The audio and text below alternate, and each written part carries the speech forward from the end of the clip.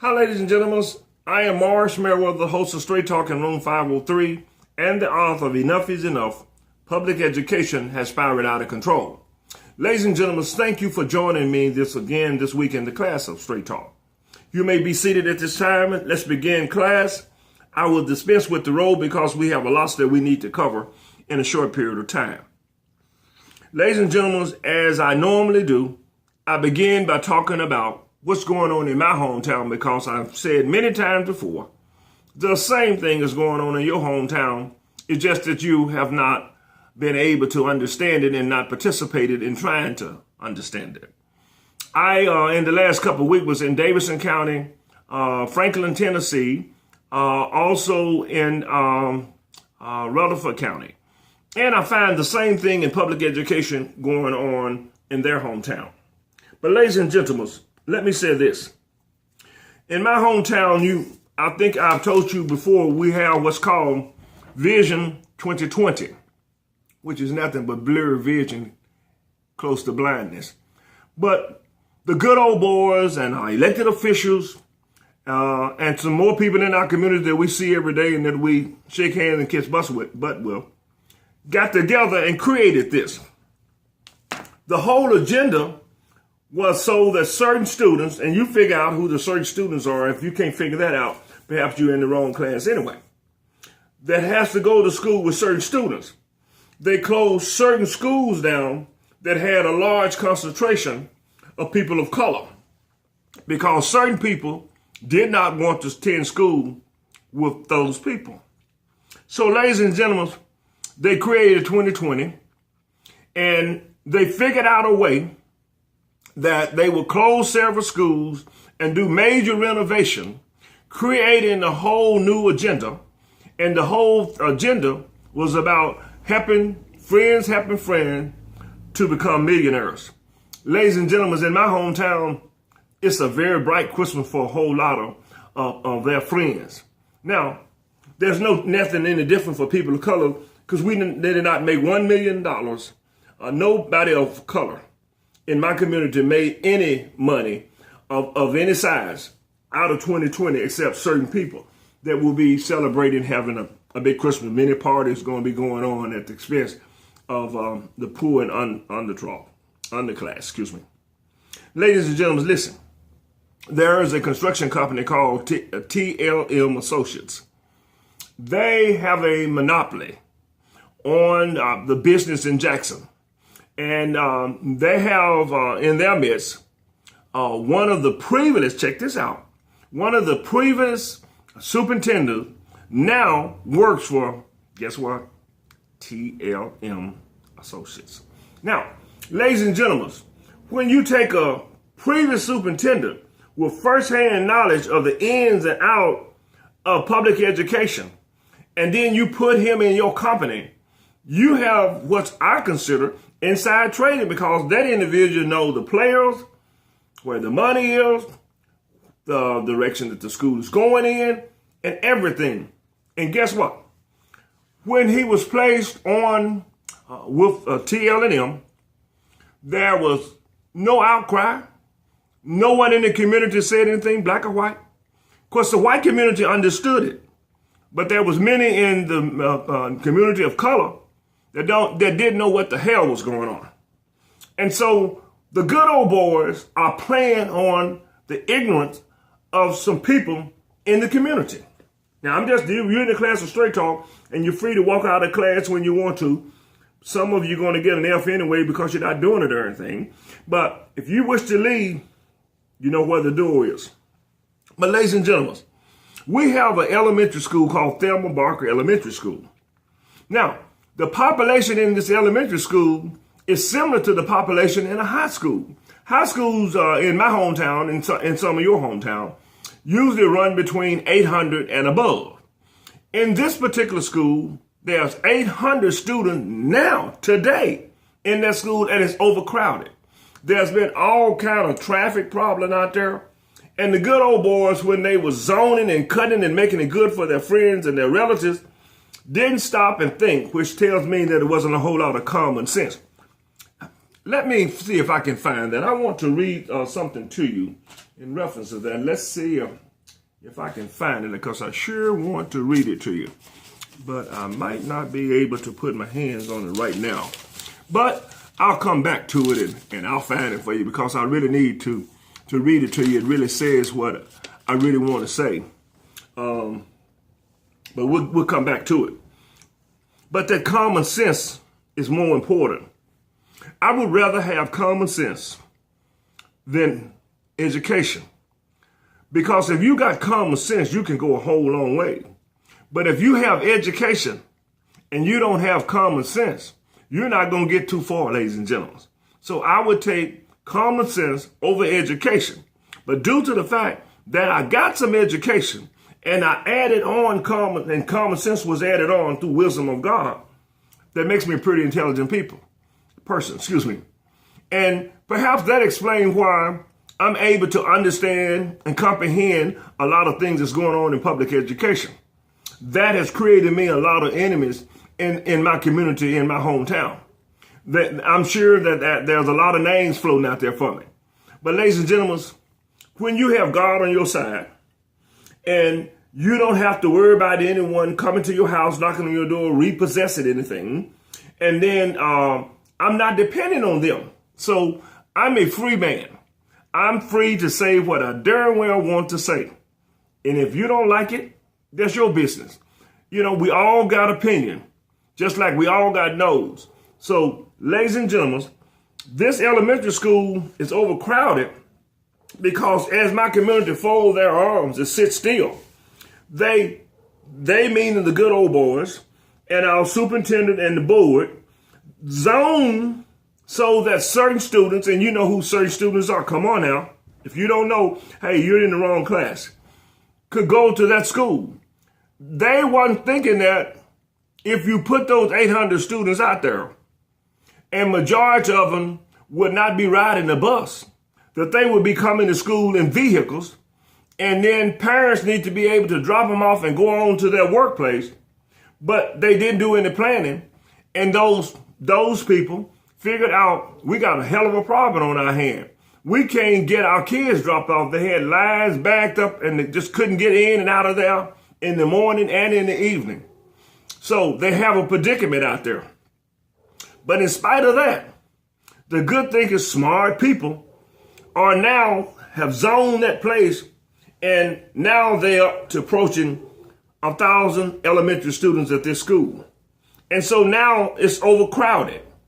Now the superintendent and the board has employed TL&M again, the favorite construction company, to come in and give them a bid on how much it would be to accommodate those extra 200 students.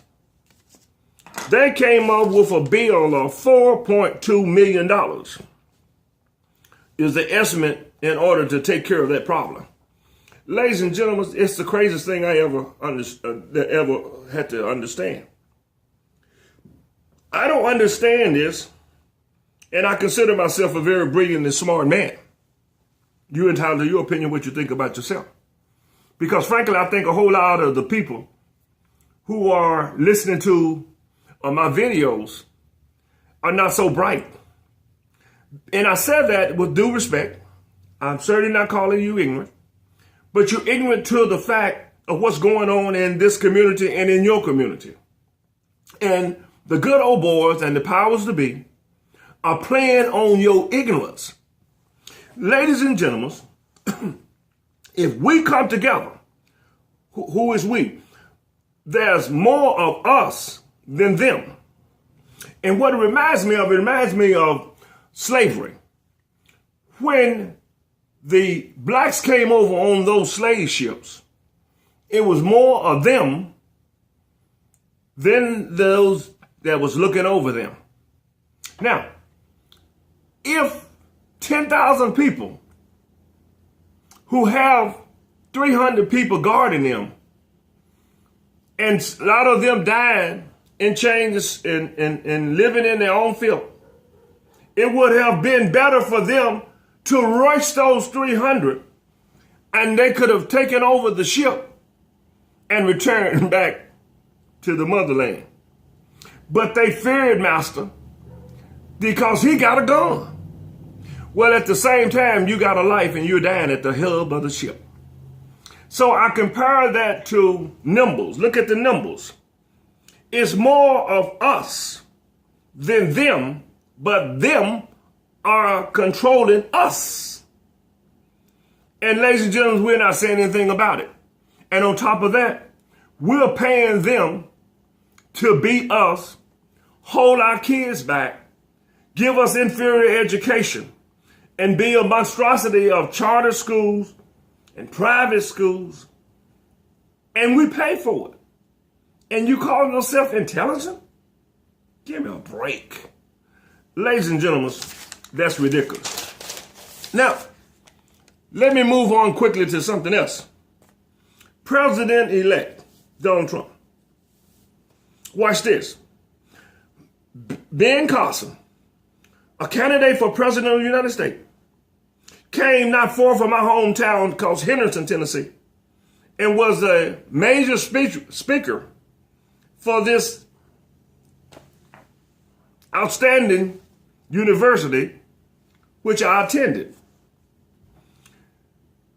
President-elect Trump compared Ben Carson, this brilliant man, to a child molester. How low can you get? Now, Ben Carson wanted to be in his cabinet.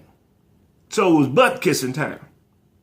This brilliant man, this renowned surgeon, turned butt kisser, came back, kissed the butt of President-elect Trump, and he offered him the job of Secretary of Housing and Urban Development.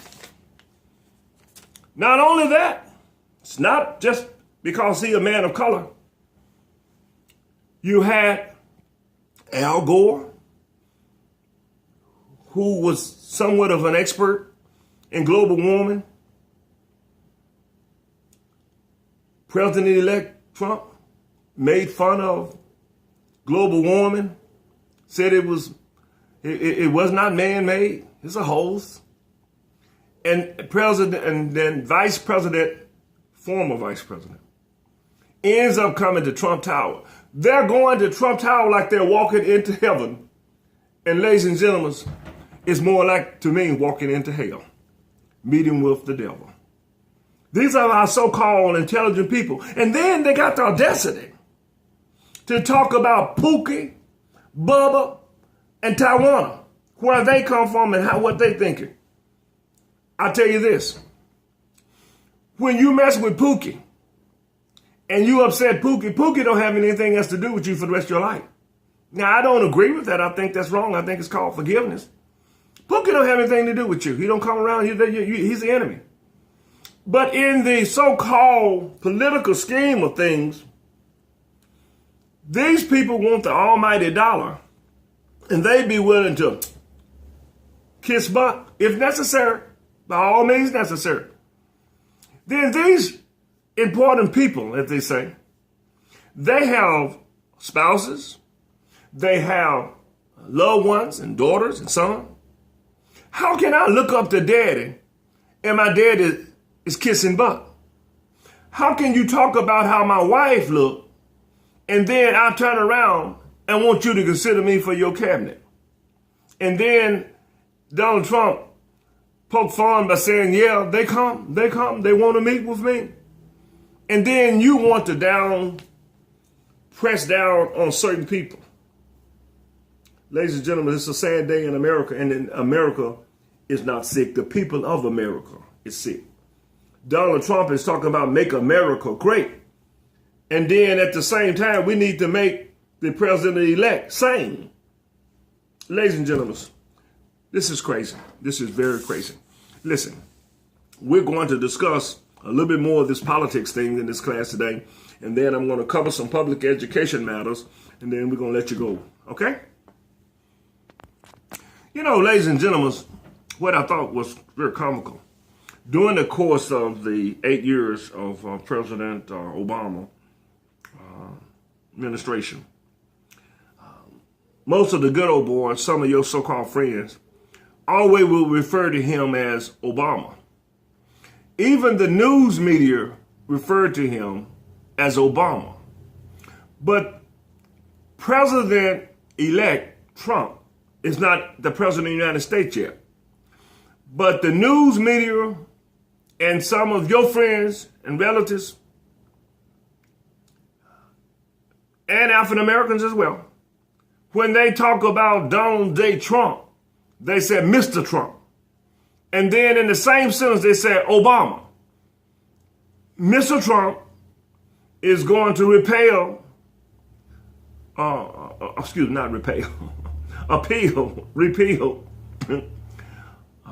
Obamacare. And I don't understand it how a man who of dignity has done so much for this country.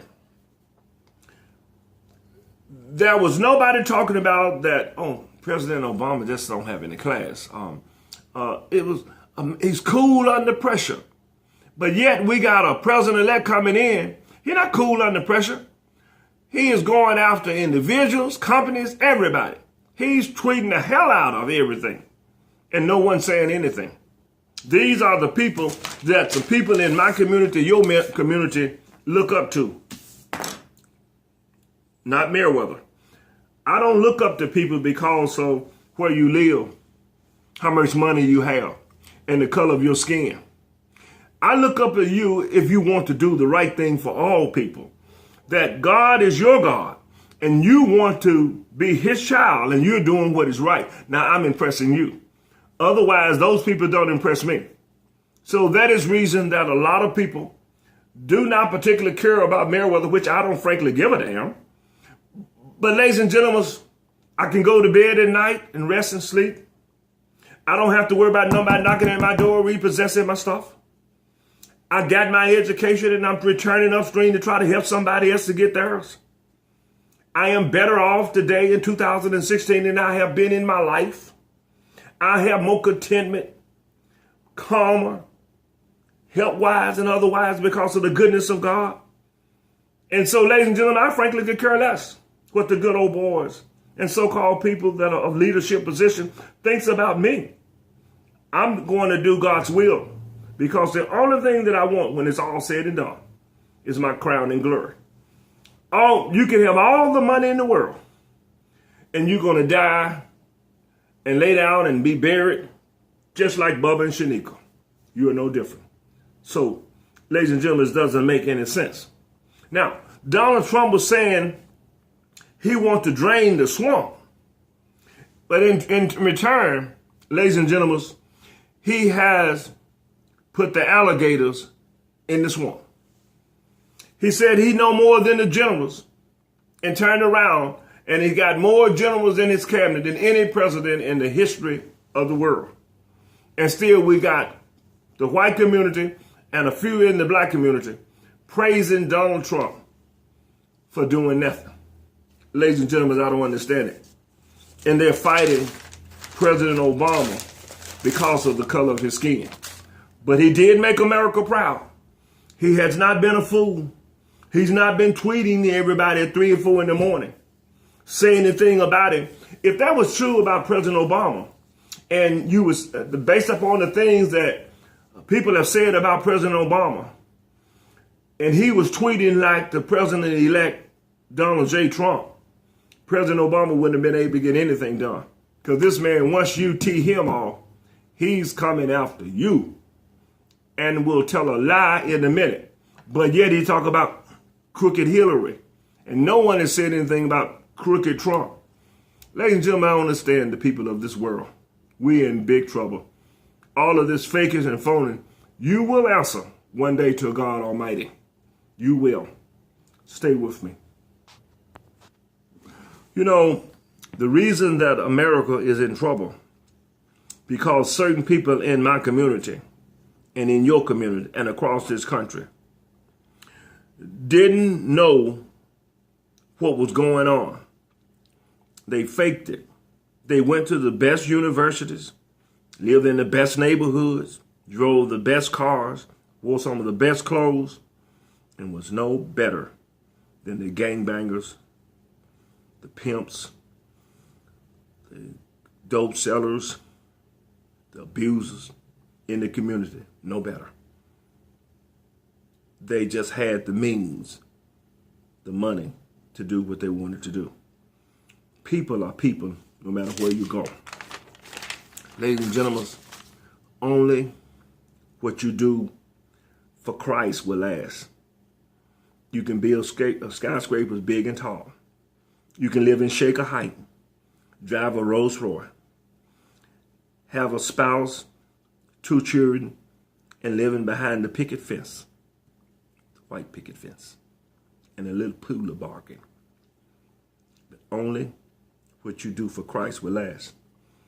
I'm going to stand up and fight for public education till the master call me home. I owe it to the children of this world. It doesn't make any difference whether you're black or white. You need an education. But to take the money from public education, from the kids who need it the most, and give it to the kid who need it the least, is wrong. And you will pay the ultimate price for it. I go to bed every night and lay my head on my pillow, and I don't worry about anything because I know how I've treated people. But you, my friends, who are mistreating people, taken from the have-nots, given to the haves, will pay an ultimate price one day.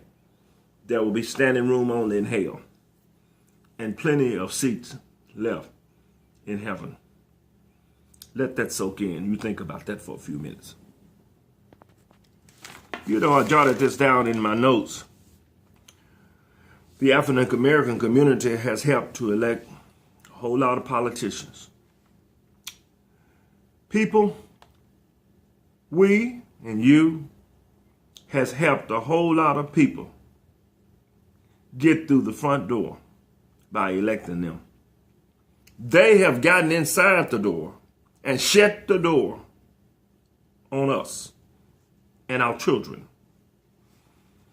Why don't you go and knock on their door now and see if you can get their attention now like they got your attention, and tell them public education now needs you.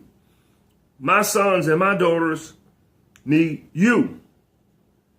And see if you don't hear the door shut in your face.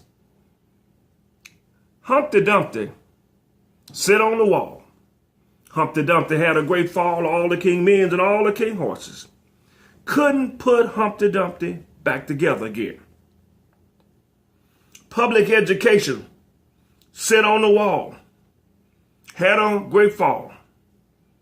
All of the board members in the religious community and organizations, sororities, and fraternities do nothing to try to put it back together again, but they can't put it back together again.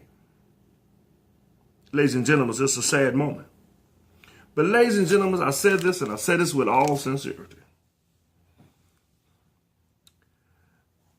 It was mercy that you and I in the community had. God's mercy, who sustain us, and that we're able to live where we live in, drive where we drive, eat what we eat, put our kids in nice schools, live with dignity. But we have forgotten who provided mercy and grace to us. And that's going to be the downfall of America. But I shall always remember who prepared my parachute. Who made it possible for me to get a good education? God Almighty, my parents, my relatives, and people in the community. I remember being in that predominant white school. God followed me there as well to make sure that I had safety and a good education. He planted a lady by the name of Miss Mahaffey, Helen Mahaffey, to back the white kids off and allow him to get the proper education and the proper experience. Because I had worked for him.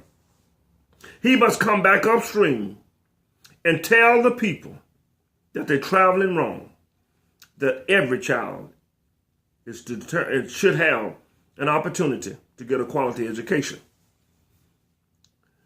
But ladies and gentlemen, we spend so much time incarceration over education. That's what the good old boys are pushing. Incarceration over education. And we still grinning, kissing their butt. But ladies and gentlemen, the hour is late. Let me read this to you, and then I'm going to close this class session out. I would just love to see some of you all's resume. On your resume, and see why is it that you are not able to comprehend all of this, and yet you have an outstanding resume. Ladies and gentlemen, it's time for a change. It is 1,000 times better to have common sense without education than to have education without common sense. Ladies and gentlemen, it's time to have common sense. Public education is an all-time low. And we must do something to make sure that we sustain this country of ours. You can drain the swamp and allow alligators to come in, but we can't drain the swamp and get these no good for nothing politicians, butt kissing, lying and backstabbing people out of the lives of public education and set public education back on common ground. But ladies and gentlemen, in just 2 days from this telecast, people will be sitting in church with their Bible and their hymn books, singing songs of praises on their way to hell because they don't know how to treat our people. But thank God, Meriwether is not one of them, and I trust that you're not. I am your host, Morris Meriwether, the host of Straight Talking Room 503, and the author of Enough is Enough. Public education has spiraled out of control. Until next week, I'll see you back here. Don't be late, because we will start on time. Take care.